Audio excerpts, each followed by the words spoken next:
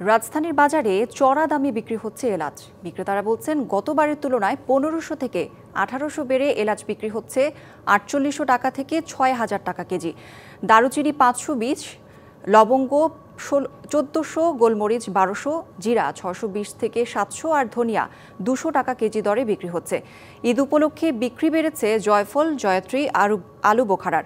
বিক্রি হচ্ছে জয়ফল 800 থেকে 900, জয়ত্রী 3000 থেকে 3200, স্টার মশলা 1000 থেকে 1100 আর কালো এলাচ 3000 থেকে 3100 আর আলু বোখারা 460 টাকা কেজি। এদিকে আমদানি শুল্ক বেশি হওয়ায় দাম বেশি প্রায় সব ধরনের বাদামের। এবার স্বস্তি আছে পেঁয়াজ, আদা, রসুনের দামে। দেশি পেঁয়াজ 55 থেকে 60 টাকা কেজি আর আদা 120 থেকে 140 আর চীনা রসুন 170 থেকে 180 টাকা কেজি। বাজারে বেড়েছে সেমাইয়ের বিক্রি। খোলা সেমাইয়ের কেজি 100 থেকে 180 টাকা কেজি।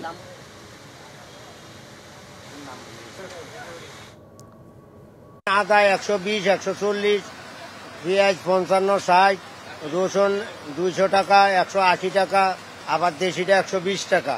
কুরবানি ঈদ হিসাবে কোনো মশলার দাম বাড়ে নাই, উল্টা আরো পার কেজিতে এলাচ 100-150 টাকা কমছে। যেমন এলাচি 100 গ্রাম 140, লং 150, গোলমরিচ 140, দারচিনি 100 গ্রাম 60, জিরা 250 গ্রাম 160-70। এমন মশলার দামটাই একটু বেশি মনে হচ্ছে, আর সবগুলাই আমার মনে হয় আর কি তুলনামূলক ঠিক আছে।